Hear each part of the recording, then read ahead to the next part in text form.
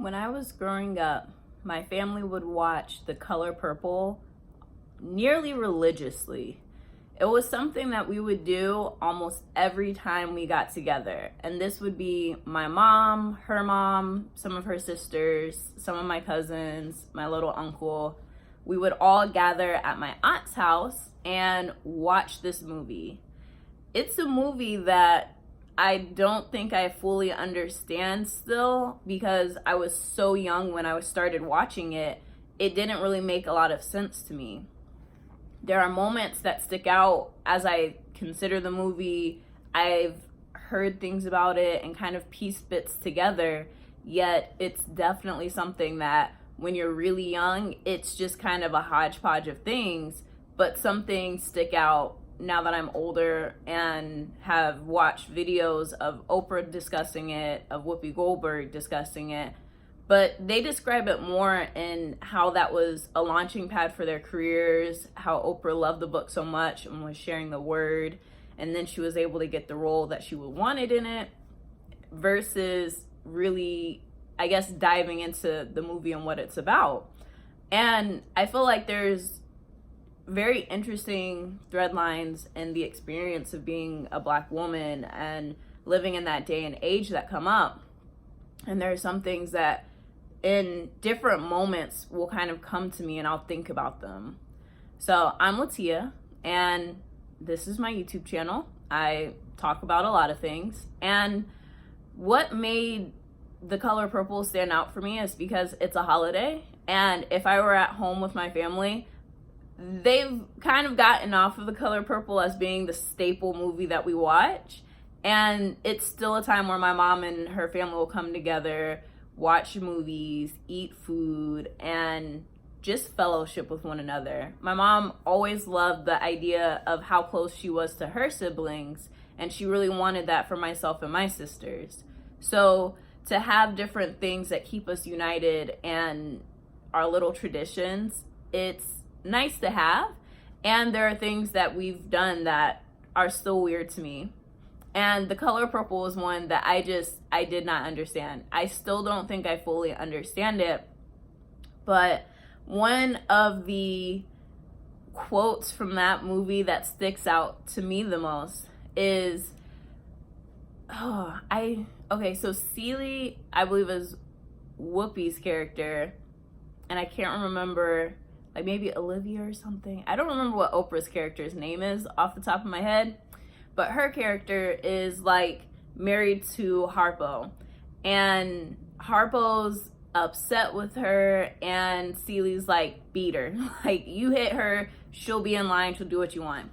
So she comes back to her and Oprah is like, all my life I had to fight. I loves Harpo, but I'll kill him dead before I let him beat me.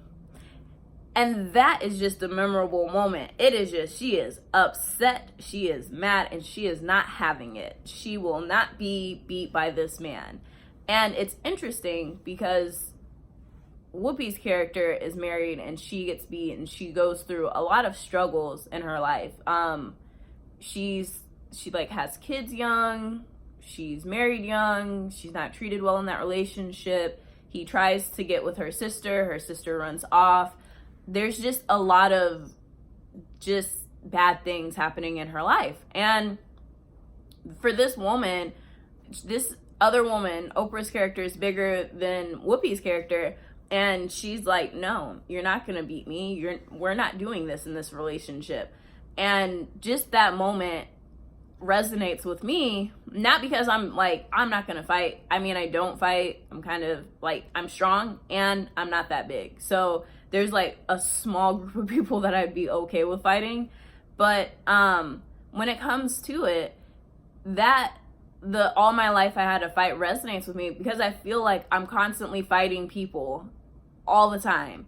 And it's not necessarily like what you would think I fight over. Like a lot of it is like, you know, I stick up for little white girl at work and then the white women attack me acting like I'm bad for assuming I know what this white man means. And it's just like, okay, like glad you have white people solidarity going for you, but literally I'm just sticking up for this person who looks like a child and was talked about like you're too little to be powerful. So it's like I don't even like that person, and I'm like, okay, if you don't want me to stick up for you or care about you, don't worry, I don't.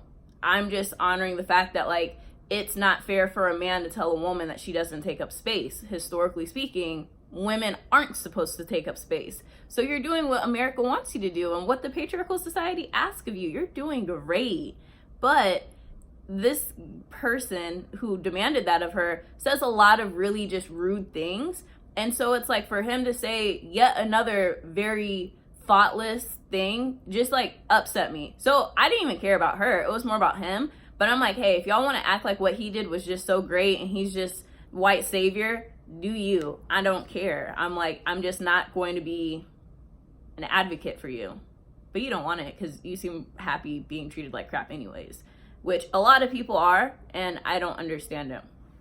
And then also just being treated like I'm a bad guy or a bully when I'm in the right. It's just there's so many times where I am right and I'm doing things that are within my boundaries of being able to do, and people treat me like crap and they attack me. And it's just like, you're the bully in this situation, you're the asshole, you're the bitch, not me. And I don't know why or how you got that twisted, but like seriously, I'm not the one for dealing with your bullshit. Like I just don't have the time, energy, or patience. And it's like I always have to like, it's like people constantly make me out to be the bad guy. And it's just like, if you think that I am a threat to you, I don't know why.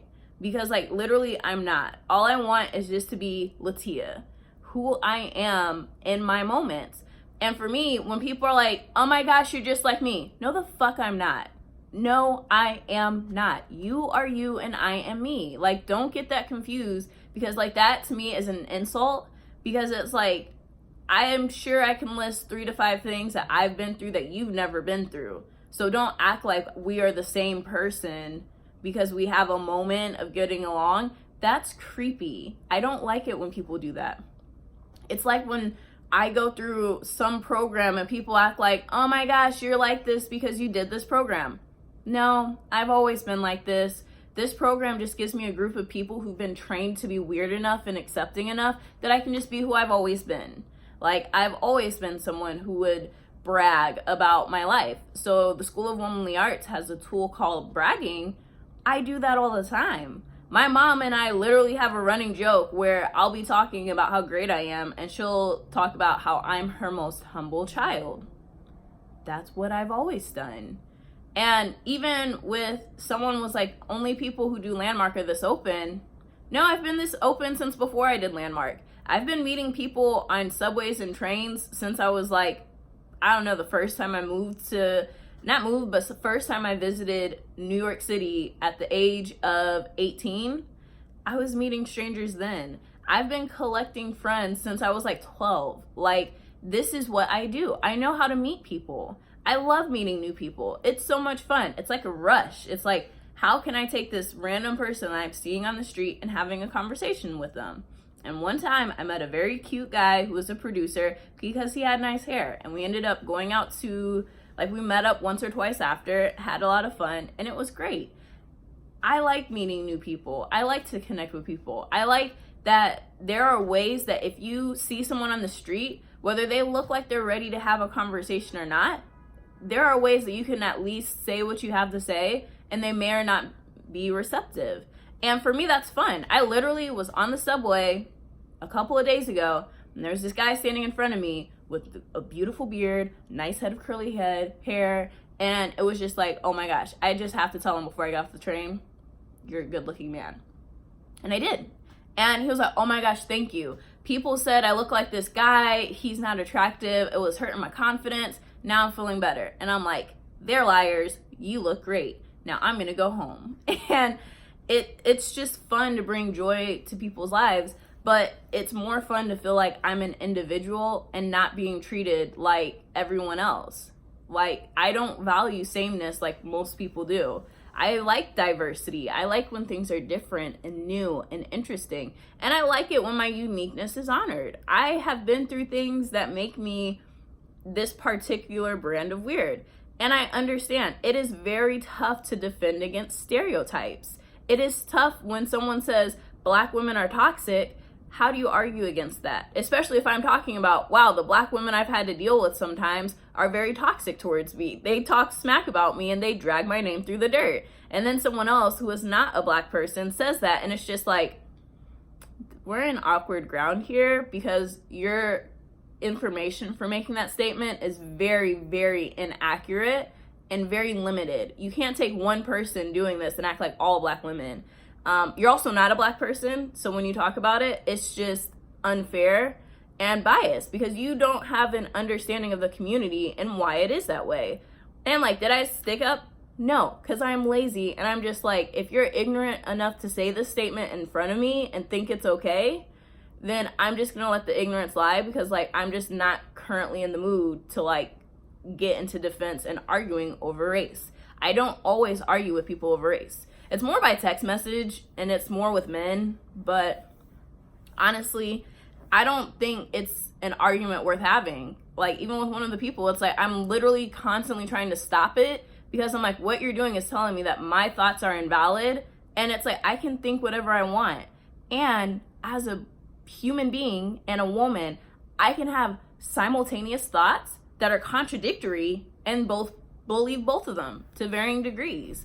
So it's like, people are creating these unnecessary problems with me, and it's just like, that's a personal problem, so get over yourself. But back to the beginning of this conversation, I've watched The Color Purple a ton of times. I still don't fully understand the movie. I might need to read the book to really take all that I've seen and like really make a cohesive unit. And I feel like when it comes to life, we're all fighting for something. I fight for my individuality. I'm a very independent person. I know who I am. I know what I want, and I will not be told otherwise. And I will not have people that I don't know acting like we're the same. We're not. And it's not a problem to be different. I love it when we have differing opinions and we can actually have a conversation about it. If I don't feel comfortable having race conversations with you, that just means I'm not comfortable having a race conversation with you. I don't find it necessary for me to stick up for every moment when someone's being ignorant about race. Why? Because I don't have the time. There are too many ignorant people. And I know someone commented and was like, if you were a white person saying that about Black people, well, I'm not. I'm Black, so I can say what I want about my fucking community, so screw you. And two, white people say a lot of ignorant shit about Black people. Like, we like to act like they don't, but they do. And it's very obvious in the way that they treat people. Like, you would not treat Black people or other people the way you do if you weren't thinking or believing or saying some fucked up shit behind the scenes. You might not put it on blast because you have maybe like a shred of common sense, but it is evident in your demeanor and the way that you move through the world, you're probably racist. And when it comes down to it, I'm not here to like fight racism or that. Like, all I can do is be the best version of myself that I can be. And to be honest with what my truth is. And I know my truth is shifting and changing, and that's life. We act like people are rigid and they're not. So someone might be a little bit racist today and not so racist tomorrow, and then their racism might kick in again. Like, who knows? With sexism, it happens. It's fluid. But I believe we're still doing the best that we can to live our lives. And the only privilege white people have is that they're not as divisive as other groups. But when you're in power, like, what must divide you? It's like you have enough of a variety that it's like, it's not quite the same. And whether that's good or bad, I don't know. But it's just like, you know, if you're a white person and you're poor, you're just a poor person. Versus being like a poor Black person where now you're ghetto, you're ratchet, you're this, you're that. It's like there's a lot more labels that come with it as Black people. Although there is trailer trash and like maybe something else that I've heard, but those are still unfair labels because there are people who live in very nice trailers, and that's just a disrespectful term. Once again, also ratchet and ghetto, that's unfair term being too, because we don't know what people are going through. And there are people from very humble beginnings who work their ass off to get further in life, but people will take the way they speak or the way they dress or the way they behave and use it against them. And that's where it's not fair, because it's like everyone deserves a chance to prove who they are and to be gotten as they are instead of who we think they are.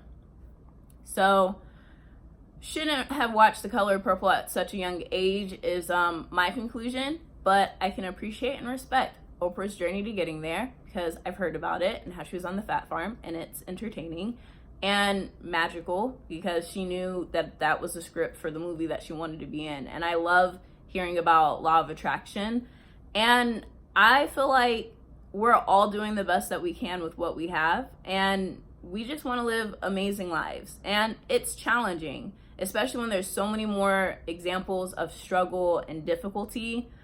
It's a challenge to stay positive or to overcome those negatives and create positives from them. But it's possible. It just takes practice, a lot of intentionality, and being willing to give up what you think you know, which I'm always willing to do. And I don't say that in a bragging way, but I say that in a way that's why I appreciate difference. So if someone comes in with a perspective that's enlightening, I'm willing to take it on, and I'm willing to dig deeper. But subscribe, share it with someone if you think they'll be interested in this. This is kind of more ranty than anything particularly useful, but I just love to share with people what's on my mind and what comes up for me. And my family has watched that movie a lot. And the only other thing that stuck from that movie was probably God's trying to tell you something. That song, and when it seemed like Sinner Girl comes back to church, fabulous moment. I think that's what happened. Don't take my word for it. Watch it or read it yourself. But have a happy Thanksgiving. See you next time.